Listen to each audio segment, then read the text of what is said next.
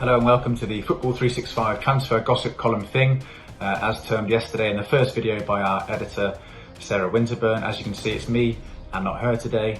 She's quickly palmed these videos off onto the lowly writers here at Football 365. I'm Will Ford and let's get into it. We start today with a man frequently at the top of our transfer gossip column, and that man is Paul Pogba. Now he's entering the last year of his Manchester United contract, or about to, so they've got about 6 weeks to try and either time down to a new deal, an extension, or allow other interested parties to come in and have a conversation about taking him away from Old Trafford.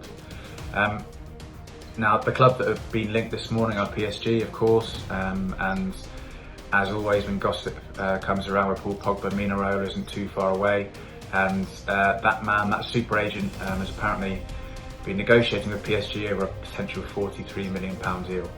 That figure has been plucked out of thin air because United and PSG are yet to hold a conversation about Paul Pogba. So this one, as always with Pogba, will continue to run on.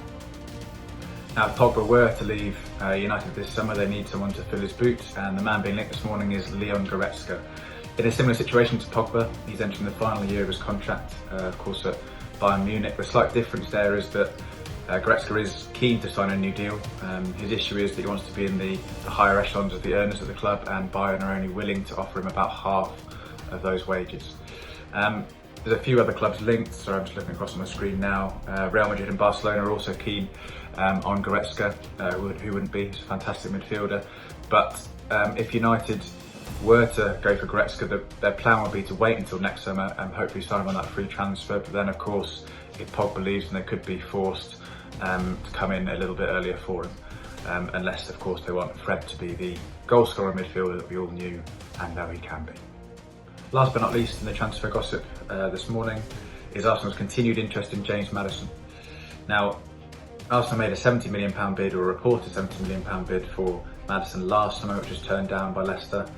And that makes it slightly odd that they think a £50 million bid plus a fringe player would be enough to bring Leicester to the table, quote unquote.